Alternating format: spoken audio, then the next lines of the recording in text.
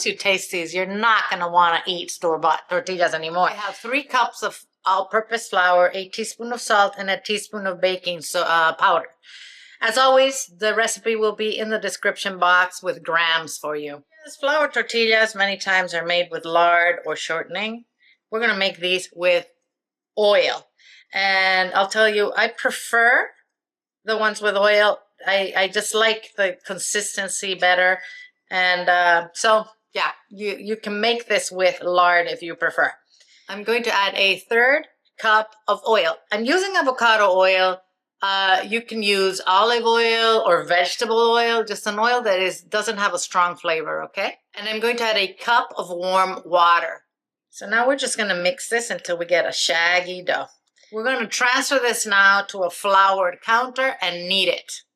And we're going to knead this until we have a nice elastic dough, about 5 minutes. 5 minutes of kneading and it's ready.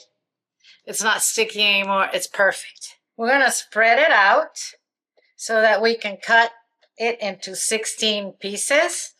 I'm eyeballing this. If you guys want your tortillas to all be the same exact size, you will have to weigh them.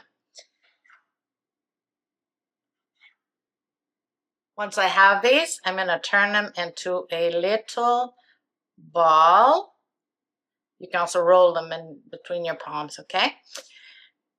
I am now going to cover these with a damp kitchen dish rag and let them rest for a minimum of 15 minutes. You can leave them up to 2 hours if you'd like.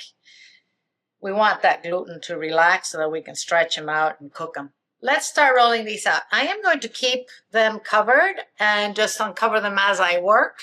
I don't want them to dry up, okay? Little flour, and we're going to roll them out. Try and keep them as round as you can.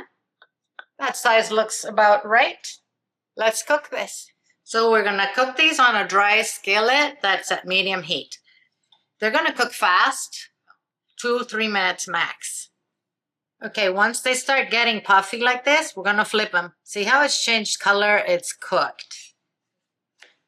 Ah, look at that. It's beautiful.